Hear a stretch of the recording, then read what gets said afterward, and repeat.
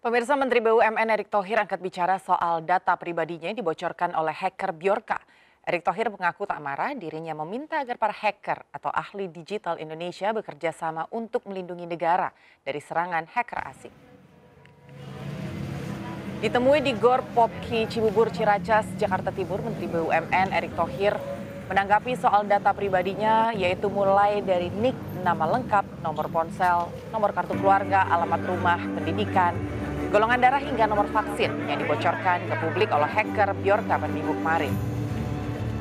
Erick Thohir mengaku tidak marah, namun ulah hacker tersebut dianggap tak layak lantaran membocorkan data pribadi sejumlah pejabat publik Indonesia. Dan dirinya menyebut bahwa pemerintah akan memperbaiki sistem agar institusi, lembaga, dan lainnya tidak mudah untuk diretas.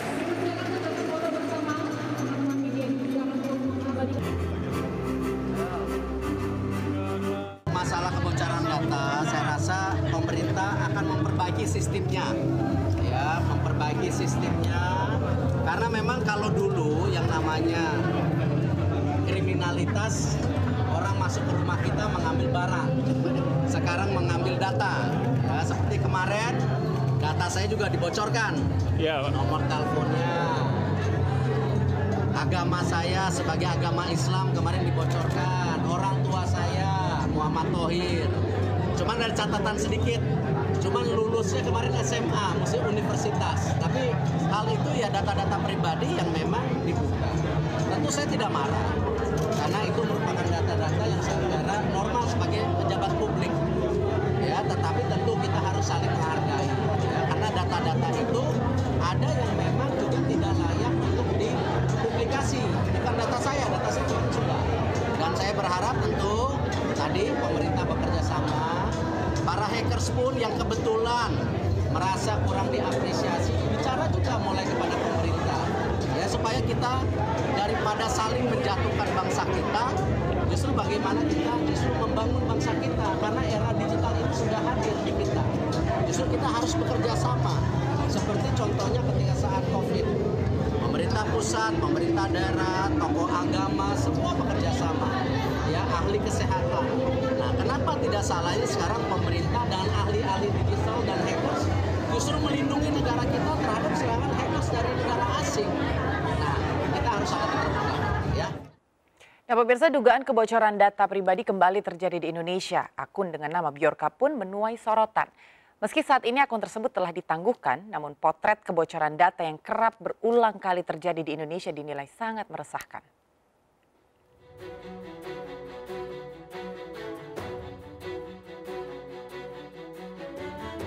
Akun Bjorka sedang menjadi perbincangan, bahkan terang-terangan menebar ancaman. Bjorka mulai menarik perhatian publik, khususnya warganet, setelah sempat mengklaim menjual data-data pribadi dari registrasi SIM card hingga Komisi Pemilihan Umum. Bjorka mengaku memiliki 1,3 miliar data masyarakat Indonesia dari proses registrasi SIM card dan 105 juta data penduduk pemilih dalam pemilihan umum. Tak berhenti sampai di sana, Bjorka juga mengklaim telah membocorkan data-data dan dokumen dari Presiden Republik Indonesia, seperti dokumen Badan Intelijen Negara. Namun istana membantah dan memastikan tidak ada data yang berhasil diretas, meskipun bukti dari peretasan beredar di media sosial. Terkait serangan Bjorka, uniknya warganet justru tidak marah dengan aksi hacker ini. Publik bahkan menyalahkan pemerintah yang dinilai tidak kompeten dalam menangani data pribadi. Bahkan, warganet justru menantang Bjorka untuk membocorkan data-data pemerintah lainnya, terutama soal kasus korupsi. Pemerintah melalui Kominfo menyayangkan sikap sebagian orang yang justru menganggap hacker sebagai pahlawan. Bahkan, Menteri Komunikasi dan Informasi Johnny G. Plate menyebut, kebocoran data bukanlah tanggung jawab kementeriannya. Johnny melempar tanggung jawab kebocoran data kepada Badan Siber dan Sandi Negara, BSSN. Sementara itu, Ketua MPR memberikan pandangan terkaitnya maraknya kebocoran data pribadi. Tapi memang kami di Parlemen, di DPR sangat concern tentang kebocoran data pribadi yang tidak saja merugikan negara, tapi bisa menjadi ancaman ketahanan nasional. Ya. Dunia maya memang seolah telah bertransformasi menjadi hukum rimba. Potret kebocoran data yang kerap berulang terjadi di Indonesia bahkan dinilai sangat meresahkan. Jika pemerintah saling lempar tangan terkait tanggung jawab keamanan, perseteruan antara pemerintah dan hacker pun menjadi gambaran peringatan penting bagi otoritas terkait untuk melakukan keamanan siber.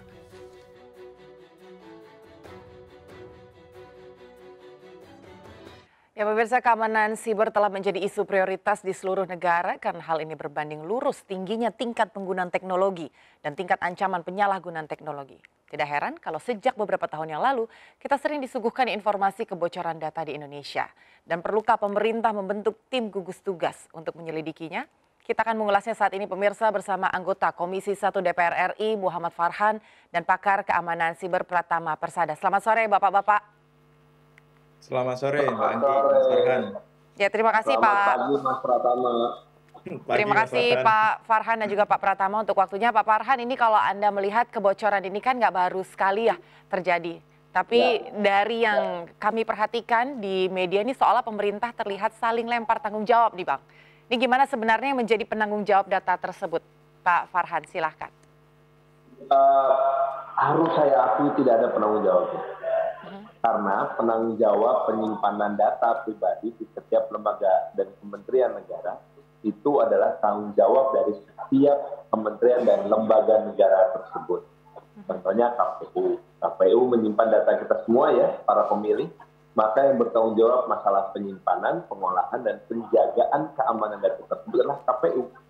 Demikian juga dengan data Dukcapil yang dari Kementerian Dalam Negeri. Data Pak Muhdi PR yang didoxing oleh Biorka, kan ditulisnya di paling bawah ada data tentang kapan beliau menerima vaksin 1, 2, 3 gitu ya. Nah itu kira-kira menurut Anda yang pegang data penerima vaksin itu kementerian mana? Maka itu jadi tanggung jawab Kementerian Kesehatan kan. Nah yang tanggung jawab siapa? Ya setiap lembaga yang mengumpulkan, mengelola, ya, dan menguasai data pribadi yang diserahkan secara sukarela oleh kita sebagai warga negara Indonesia pemilik data pribadi tersebut, gitu. Kalau misalnya ini Pak Pratama, kalau misalnya satu lembaga yang pokoknya lembaganya yang paling tanggung jawab gitu, nggak bisa. Kalau Anda mau mencari siapa yang paling bertanggung jawab, maka semuanya akan mengarah ke presiden nanti, karena yang bertanggung jawab terhadap para menteri ini adalah presiden. Mau nyalahin presiden. Kok jadi ditanya balik ke saya nih Pak. Tapi sebenarnya kalau dari Pak Pratama sendiri, tadi Pak Farhan mengatakan bahwa ini sebenarnya menjadi tanggung jawab lembaga-lembaga terkait. Kalau menurut Pak Pratama sendiri gimana nih Pak? Dan sebenarnya tata kelola IT sendiri di negara kita sebetulnya sudah cukup aman, sudah cukup baik atau bagaimana Pak Pratama? Waduh, saya khawatir nih kalau Mas Pratama ditanya begini. Enggak. Kalau menurut saya memang benar bahwa kebocoran data itu adalah tanggung jawab penyelenggara sistem elektronik ya. Di tempat dia menyimpannya. Jadi masalah adalah penyimpanan data itu kadang-kadang tidak berada di institusinya gitu. Jadi contohnya misalkan data vaksin itu yang wali datanya itu adalah Kementerian Kesehatan begitu. Tetapi apakah servernya di Kementerian Kesehatan? Enggak gitu. Yang lolos siapa? Yang lolos Telkom. Servernya ada di mana? Servernya ada di Lintas Arta gitu. Nah ini kan sebenarnya agak aneh juga. Jadi sebenarnya yang tanggung jawab siapa nih kalau bocor nih? Apakah Kementerian Kesehatan? Apakah Telkom? Ataukah Lintas Arta begitu? Nah ini kan menjadi masalah gitu. Oleh karena itu memang perlu dibuat tata kelola yang lebih baik lagi ya. Gitu bagaimana tanggung jawab pemroses data, pengendali data, atau dulu dibilang wali data, begitu, sehingga bisa ketahuan sebenarnya kalau terjadi masalah seperti ini, yang paling bertanggung jawab siapa gitu. Yang pasti yang paling bertanggung jawab adalah penyelenggara sistem elektronik. Nah, penyelenggara sistem elektronik ini kita definisikan siapa? Apakah yang bertanggung jawab? Apakah yang menyimpan? Apakah yang mengelola? Gitu. Nah, ini kita masih belum sepakat nih, ya kan? Nah, ini juga menurut saya menjadi masalah di Indonesia gitu. Nah, kalau kita berbicara masalah tata kelola, memang agak aneh di Indonesia ini. Kenapa? Kadang-kadang institusi pun nggak tahu datanya disimpan di mana. Karena apa? Karena banyak sistem yang dimiliki. Mas Farhan jangan ketawa Mas Farhan ini. Nanti Mas Farhan ada bagiannya Mas Farhan.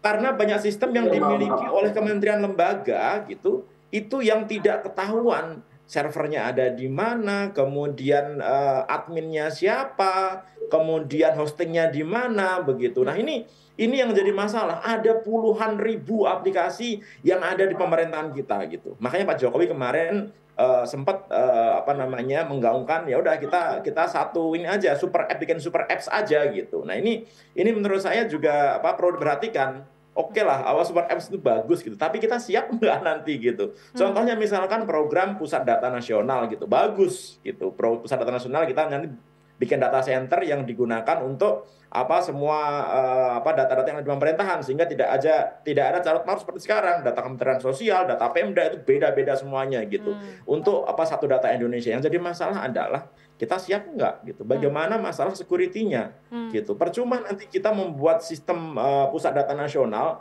dikelola dengan baik tapi keamanannya lemah gitu. Hacker malah seneng banget tuh, nggak perlu lagi harus nyari-nyari ke Kementerian Kesehatan, nggak perlu lagi harus nyari-nyari ke Kementerian Sosial, tinggal dicari ke pusatnya CS gitu, jadi satu aja, ada targetnya satu gitu. Nah, kita siap nggak untuk itu gitu. Oleh karena itu memang saat ini udahlah, salah nyalahinnya udah cukup lah ya gitu. Ini gimana caranya kita mulai bekerja sama, concern bahwa ini memang masalah besar. Dan sepertinya beberapa waktu yang lalu Pak Mahfud MD juga bilang ternyata pertasan surat-surat presiden yang dibilang kemarin hoax ternyata benar dan diakui gitu. Ini kan artinya emang ada masalah gitu. Nah ini kalau kita saling menyalahkan sampai saat ini kita nggak selesai nih. Ini harus ada solusinya nih gitu. Nah oleh karena itu harus duduk bareng, koordinasi bareng, laukan ego gitu, jangan sok-sokan berkuasa, jangan sok-sokan ngerti gitu, cari orang-orang yang berkompeten, lakukan pengamanan dengan baik Indonesia ini gitu Mbak. Iya, silakan Pak Farhan, tanggapannya. Nggak perlu ribut-ribut, nggak perlu saling melempar gitu, tapi dibentuk saja tadi pusat pengamanannya dalam satu tempat. Ini kalau menurut Pak Farhan sendiri seperti apa Pak? Silakan ditanggapi Pak Farhan. Seandainya mengelola negara ini seperti mengelola sebuah korporasi swasta besar ya, itu enak banget. Pemegang saham berteriak, CEO bikin rapat, maka terlaksana dengan sendirinya. Problemnya dengan negara ini adalah setiap tindakan yang mau kita lakukan harus punya dasar hukum. Nah, sampai sekarang satu-satunya dasar hukum yang bisa mengintegrasikan pengelolaan atau tata kelola data pribadi ini baru mau diberlakukan. Alhamdulillah RUU PDP sudah selesai dibahas. Selama 2,5 tahun loh dibahas ya. Apakah sudah berlaku? Belum. Apakah bisa langsung diberlakukan? Tidak bisa. Karena kita harus menunggu dulu pembuatan peraturan turunannya, yaitu peraturan pemerintahnya. Jadi kapan dong bisa? Jadi nanti setelah presiden baru terpilih baru kita akan bisa melaksanakan RUU PDP ini sebagai dasar hukum tata kelola pelindungan data pribadi WNI di Indonesia. Nah, kemudian apa yang bisa kita lakukan sekarang? Yang kita bisa lakukan sekarang adalah memastikan bahwa setiap lembaga negara, kementerian, itu mematuhi dulu standar keamanan yang ditentukan oleh Badan Cyber dan Sandi Negara. Nah, sayangnya memang seperti disampaikan oleh Mas Pratama tadi, banyak sekali kementerian dan lembaga negara yang tidak kemudian memiliki kepatuhan terhadap sistem itu. Kita, ya contohnya tadi Kementerian Kesehatan dikelola oleh mengumpulkan data vaksin, dikelola oleh Telkom dan disimpan oleh tadi siapa? Lintas Harta. Nah, jadi kalau sampai data pribadi Pak Muhdi PR di-doxing sampai ketahuan vaksinnya kapan aja, maka yang tanggung jawab siapa? Kementerian Kesehatan kah? Telkom kah? Atau Lintas Harta? Nah, ini masih belum ada dasar hukumnya, kita nggak bisa berbuat apa-apa. Itulah memang satu hal yang sangat tricky dalam pengelolaan negara. Nah, ditambah lagi ketika kita akan membuat sebuah aturan di mana aturan ini atau pengelolaan ini harus dilaksanakan oleh semua lembaga negara, maka harus dipastikan ada sebuah political will yang seragam di antara kepala negara dengan semua kelompok pendukung beliau, baik itu partai koalisi maupun kelompok-kelompok profesi lainnya dan asosiasi-asosiasi masyarakat madani, ya, civil society pendukung presiden agar program ini berjalan dengan sendirinya. gitu. Tentu kita ingat pola yang sama dengan misalnya dulu Pak Harto menetapkan sebuah program Gerakan Disiplin Nasional GDN tahun 1996 gitu. Itu gerakan besar tuh yang didukung, paling pertama yang mendukung adalah TNI. Nah, ketika TNI mendukung Pak Harto maka semua ikut jalan. Ada program juga dari Pak Jokowi, contohnya revolusi mental gitu. Jalan nggak? Jalan, hanya untuk ASN. Karena apa? Karena yang mendukung terjadinya penerapan program revolusi mental itu hanya para ASN. Sekarang kalau Pak Jokowi melakukan sebuah gebrakan, misalnya tata kelola perlindungan data pribadi adalah hak asasi manusia.